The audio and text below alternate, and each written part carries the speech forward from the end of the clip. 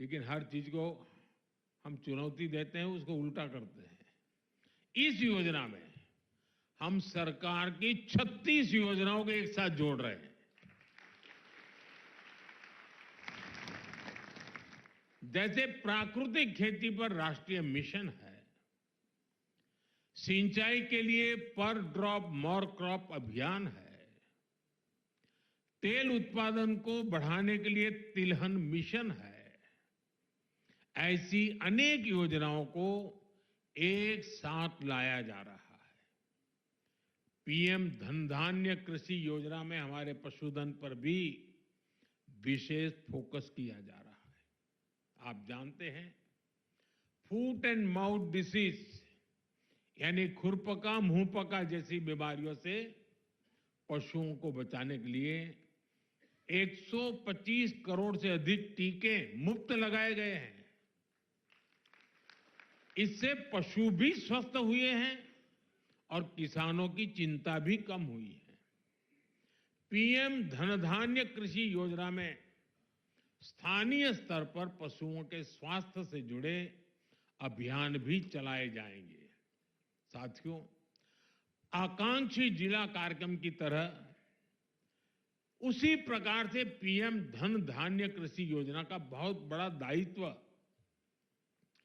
किसानों के साथ ही स्थानीय सरकारी कर्मचारियों और उस जिले के डीएम या कलेक्टर पर है।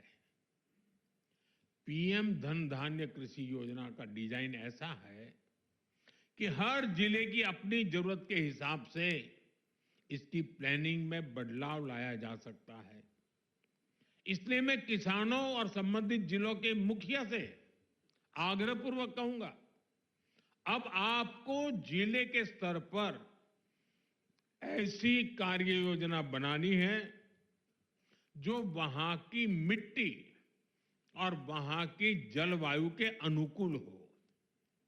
वहां कौन सी फसल होगी, बीज की कौन सी वैरायटी लगेगी, कौन सी खाद कब उचित रहेगी, ये आप सबको मिलकर के एक नए तरीके से सोच समझकर निर्धार करना चाहिए और उसको लागू करना चाहिए। आपको हर क्षेत्र, हर खेत के हिसाब से प्लानिंग करनी होगी। अब जैसे कहीं पानी अधिक होता है तो वहां वैसी उपज होगी, कहीं पानी की कमी है तो वहां उस प्रकार की फसलें उगानी होगी। जहां खेती संभव नहीं, वहां पशुपालन और मत्स्य पालन को बढ़ावा देना होगा। कुछ क्षेत्रों में मधुमक्खी पालन एक बेहतर विकल्प होगा। तटीय इलाकों में सीवीड फार्मिंग एक शानदार विकल्प हो सकता है।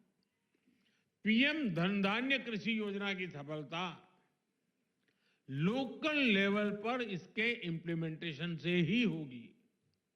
इसलिए हमारे युवा अधिकारियों पर बहुत जिम्मेदारी होगी। उनके पास कुछ कर गुजरने का मौका है।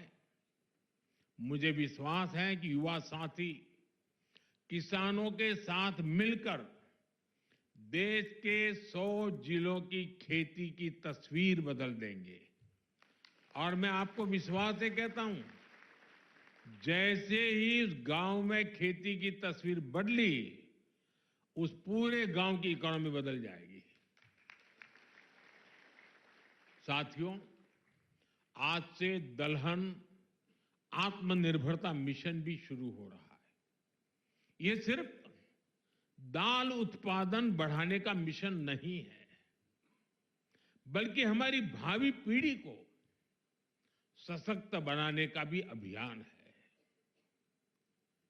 जैसे मैंने अभी पहले कहा, बीते सालों में भारत के किसानों ने रिकॉर्ड खाद्यान्न उत्पन्न किया है। गेहूं हो, धान हो, आज भारत दुनिया के सबसे बड़े उत्पादकों में से एक है। लेकिन साथियों, हमें आटे और चावल से भी आगे बढ़कर सोचना ही होगा। हम अपने घर में भी आटे और चावल से गुजारा नहीं करते, और भी चीजें जरूर पड़ती हैं।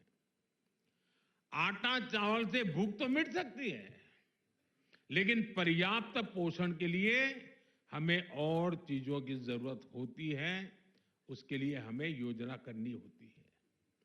आज भारत को, और खास करके जो वेजिटेरियन आदि प्रकृति के लोग हैं, उनके पोषण के लिए प्रोटीन बहुत महत्वपूर्ण है। अन्य भी चीजों की जरूरत होती है, उसमें एक प्रोटीन भी है। हमारे बच्चों को, हमारी भावी पीढ़ी को उनके शारीरिक विकास के लिए और उसके साथ मानसिक विकास के लिए भी प्रोटीन का उतना ही महत्व है। और स्वाभाविक है, खास करके जो वेजिटेरियन लोग हैं, और हमारे देश में काफी बड़ा समाज है, उनके लिए तो दाल ही प्रोटीन का सबसे बड़ा सोर्स होता है। पल्सेस ही से उसका रास्ता होते हैं। लेकिन चुनौती ये भी है कि भारत आज भी, हम कृषि प्रधान देश तो है, लेकिन दुर्भाग्य देखिए, भारत आज भी इस प्रकार की आवश्यकताओं के लिए अपनी जरूरतें पूरी नहीं कर पा रहा है। आज देश बड़ी मात्रा में दाल का आयात करता है, दूसरे देशों से मंगाता है, और इसलिए दलहन आत्मनिर्भरता मिशन बहुत जरूरी है। साथियों, 11,000 करोड़ रुपए से अधिक का दलहन आत्मनिर्भरता मिशन, इसमें किसानों की बहुत मदद करेगा। लक्ष्य ये है कि दाल की खेती में 35 लाख हेक्टेयर की वृद्धि हमें कैसे भी करके करनी है। इस मिशन के तहत तूर, उड़द और मसूर दाल की पैदावार बढ़ाई जाएगी। दाल की खरीद की उचित व्यवस्था की जाएगी। इससे देश के करीब 2 करोड़ दाल किसानों को सीधा लाभ होगा। थोड़ी देर पहले कुछ दाल किसानों से मेरी बातचीत हुई और मैंने देखा कि वो आत्मविश्वास से भरे हुए थे, बहुत उत्साहित है, और उनका स्वयं का अनुभव पूरा सफल रहा है। और उन्होंने कहा कि कई किसान अब देखने के लिए आते हैं कि भाई इतना बड़ा कैसे कर लिया। देश को दलहन में आत्मनिर्भर बनाने के लिए मैंने उनको बहुत ही मजबूती के साथ, विश्वास के साथ बातें करते हुए देखा। साथियों, मैंने लाल किले से विकसित भारत के 4 मजबूत स्तंभों की चर्चा की है। इन 4 स्तंभों में आप, मेरे सभी किसान साथी, हमारे सबसे अन्नदाता, हमारे एक मजबूत स्तंभ है। बीते 11 वर्षों से सरकार का निरंतर प्रयास रहा है कि किसान सशक्त हो, खेती पर ज्यादा निवेश हो। हमारी ये प्राथमिकता खेती के बजट में भी दिखती है। बीते 11 वर्षों में खेती का बजट करीब 6 गुना बढ़ गया है। इस बढ़े हुए बजट का सबसे अधिक फायदा हमारे छोटे किसानों को हुआ है। मैं आपको एक उदाहरण देता हूं। आपको पता है कि भारत अपने किसानों को खाद पर सब्सिडी देता है। कांग्रेस सरकार ने अपने 10 साल में खाद पर 5 लाख करोड़ रुपए की सब्सिडी दी थी। मेरे आने से पहले 10 साल में 5 लाख करोड़। हमारी सरकार ने, भाजपा एनडीए की सरकार ने पिछले 10 साल में खाद में जो सब्सिडी है वो 13 लाख करोड़ रुपए से ज्यादा दी है।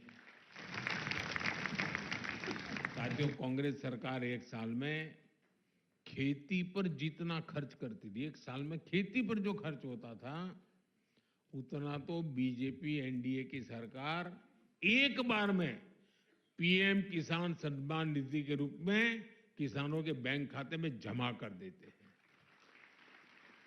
अब तक 3,75,000 करोड़ रुपए सीधे पीएम किसान सम्मान निधि के आपके बैंक खातों में भेजे जा चुके हैं। साथियों, किसानों की आय बढ़ाने के लिए हमारी सरकार पारंपरिक खेती से भी आगे विकल्प उन्हें दे रही है। इसलिए पशुपालन, मछली पालन, मधुमक्खी पालन भी उनके पर भी अतिरिक्त आय के लिए बल दिया जा रहा है। इससे छोटे किसानों को, भूमिहीन परिवारों को भी ताकत मिलती है और इसका फायदा देश के किसान उठा रहे हैं। अब जैसे शहद उत्पादन का सेक्टर है, 11 वर्ष पहले जितना शहद भारत में पैदा होता था, आज उसका करीब करीब 2 गुना शहद उत्पादन भारत में होता है। 6-7 साल पहले करीब 450 करोड़ रुपए शहद हम एक्सपोर्ट करते थे, 450 करोड़ रुपए का। लेकिन पिछले साल 1500 करोड़ रुपए से अधिक का शहद विदेशों को निर्यात हुआ है। ये 3 गुना अधिक पैसा हमारे किसानों को ही तो मिला है। साथियों, गांव की समृद्धि और खेती को आधुनिक बनाने में आज हमारी बहनों की भागीदारी निरंतर बढ़ रही है। अभी एक देवी जी से मेरी बात हो रही थी, वो राजस्थान से थी। वो अपना स्वयं सहायता समूह से जुड़ी। वो मुझे कह रही है कि आज उनके मेंबर 90,000 है, 90,000। कितना बड़ा काम किया होगा। एक डॉक्टर बहन मिली, स्वयं पढ़ी लिखी डॉक्टर है, लेकिन अब पशुपालन में उसमें लग गई है। देखिए, खेत में फसल का काम हो या फिर पशुपालन, आज गांव की बेटियों के लिए अवसर ही अवसर है। देश भर में 3 करोड़ लखपति दीदियां बनाने का जो अभियान है, उससे खेती को बहुत मदद मिल रही है। आज गांव